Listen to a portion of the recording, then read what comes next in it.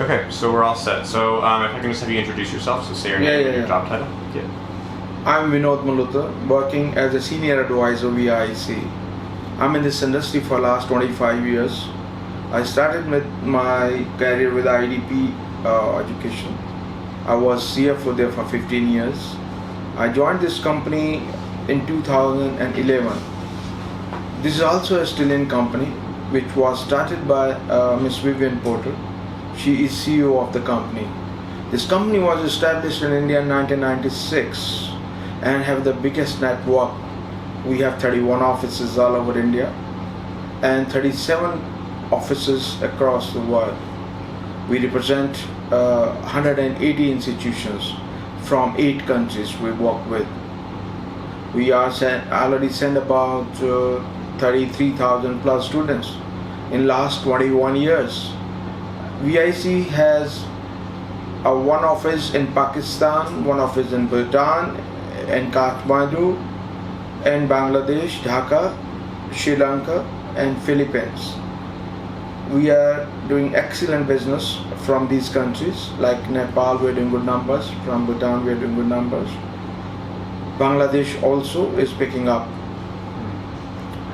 We have about 7 offices outside India, and recently we are going to open another office. It's in the north part of India, that's called Bathinda. So this is about VIEC. Okay. Great, thank you. Okay, so if we can just go into the first question here. So for prospective clients, in which countries do they wish to study? You see, we don't do US. No US. No.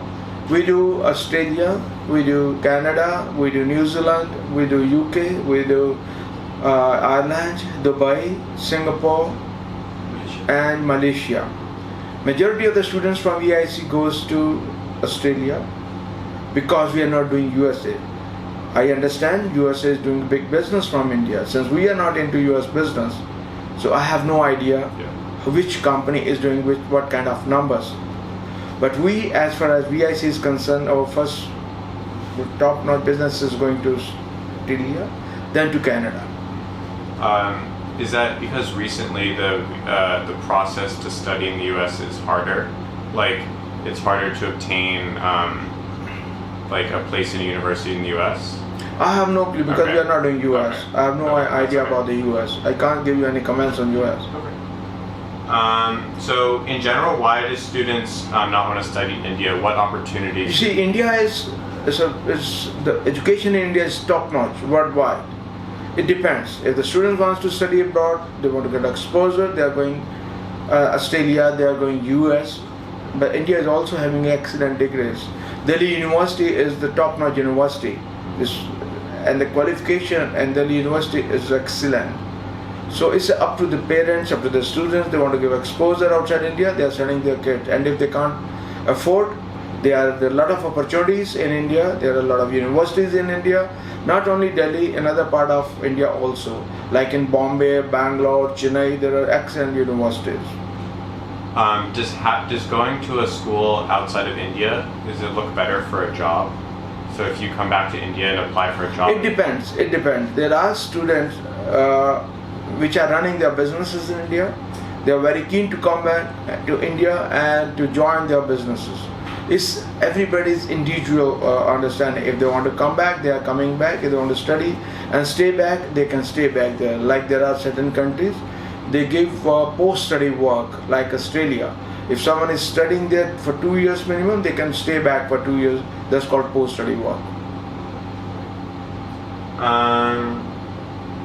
How many prospective clients do you receive sort of on a new cycle or new basis? Sort of per period that you work with? So is it like every day you're receiving new clients, or is it, what's the sort of? Of course, every day we are getting new students, new clients, because we are doing a lot of marketing activities in India. We do digital marketing, we do Facebook, we do WhatsApp, we do remarketing on Google's, we put a lot of money in radios. We're doing 2 big exhibitions. That's called, basically it's not a big exhibition, we call interview session. There we are inviting universities to join us to participate in that, and we are getting hundreds of students which are visiting us. is we are doing in 8 cities.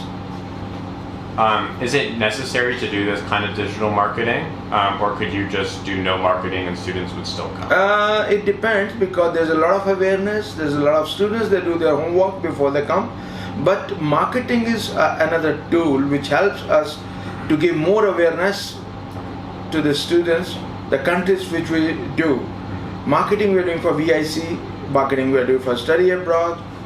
So let people understand what are the benefits, why to go to VIEC, the VIEC services, the quality of service, the VIEC's network, VIEC office is easier for them to understand.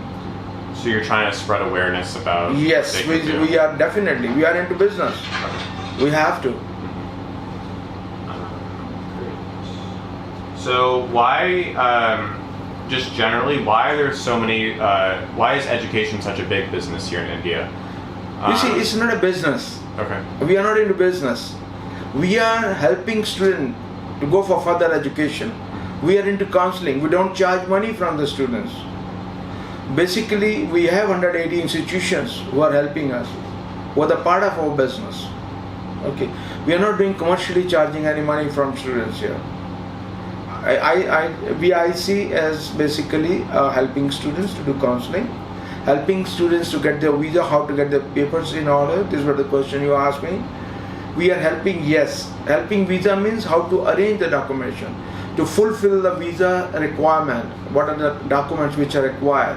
What are the documents which is DIBP or the other high commissions want from students to approve their visa? This is what we are doing. So if you're not collecting money from these students as a counselor, where is the money coming in? It's coming from unis. They are paying us. So the universities are Uni paying institutions pay us. you, pay you. Yes. And is that they're paying? Not only us, they are paying to every. Right, to everyone. Everybody. Right, of everybody. course, not just Yes, you. Yeah. But so there's a direct relationship between you and the university. Yes. We have agreements. Other agencies also have agreements. Everybody has the agreement with the institutions to get the money.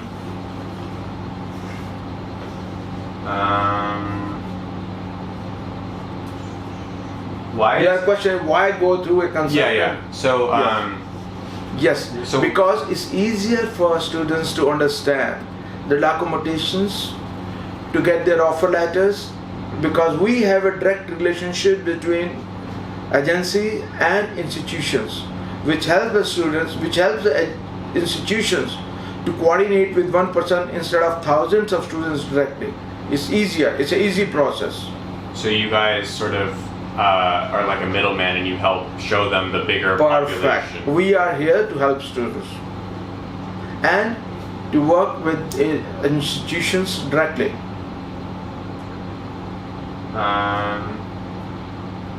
So you mentioned that a lot of students were returning to sort of do their own businesses here. Do you see a lot of students wanting to return after study abroad, or wanting to stay in Australia or Canada? We are not talking about staying there. We are not talking about PR. We are only talking about counseling. But students stay there. There are students who stay back there. You see, we are purely into study abroad and counseling.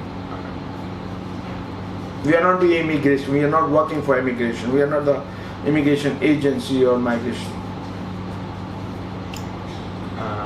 What is the typical age, gender, and income level for your students? Normally students after 12th or after their graduation or after some time they do further study, majority of the students between 18 to 36, 27, like that.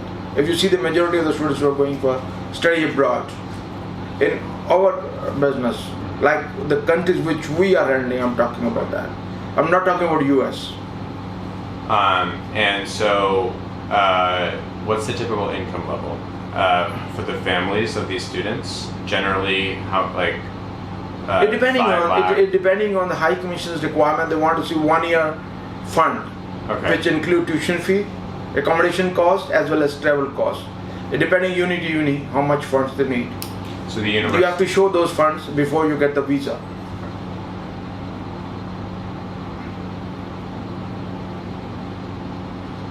So when I was talking with other consultancies, they said that the study abroad sort of phenomenon has been around in India for a while.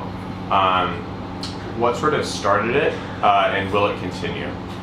So, I mean, obviously 100 years ago, there wasn't a big study abroad program here in India, but nowadays there are consultancies all up and along the road. So what sort of started that, and will it continue? You see, 100 years back, the scenario was totally different. Of course, but Yeah, now, if you see the scenario, see the number of students going now or few years back is increased in these countries, because everybody wants to get that exposure. Everybody wants to go study abroad. Everybody wants to have some additional qualification in their hand. They want good exposure. That's why the number of agencies, the number of institutions, the number of students, there's a big growth in that. does the exposure mean more money in a Because future job? not money, exposure from different countries, students from Singapore, students from China, students from Hong Kong. When you are going for studies, say in Australia, you are getting the students from different countries. You are meeting them. You know about their country, they know about our country. This I'm talking about the relationship. But when you talk about more qualifications, is that in terms of getting a future job? It depends what kind of job you're looking for. If somebody is going to do some, say, accountancy, CPA, for example, people who are BCom are working, who have done Master of Accountancy, they are also working. People who are qualified as Chartered Accountant, they are also working. Depending on the range of jobs, what kind of qualification somebody is having, they're getting that kind of job. Every kind of jobs are available everywhere, I believe. And do you see this trend continuing? I'm sure, yes. It's continuing. I'm in this industry for 25 years. I've seen growth. Up and down are coming sometimes depending on the visas. You don't provide visa assistance. And so with this study abroad, do you see India experiencing a brain drain of sorts where educated people are choosing either not to stay in India and sort of go abroad for work or study? You see, many students are going to study abroad, but they're coming back, as I told you. They're joining their business, they want to enhance their business. There are many people who are coming back. It's not that 100% people are staying there. So they see it sort of as a phase, and then There they is a come growth back. in India, there's a lot of change. India is doing excellent. And then just lastly, what you think the future of India is, and you can say this maybe in relation to education, or you can just say in general. Education is growing. Every minister, every government which is coming in India is definitely spending a lot of money on education, from primary till the colleges, universities. There are a lot of universities have opened in India now. Earlier there was very few. Government is working towards that. They are spending a lot of money on education. They want everybody to be educated.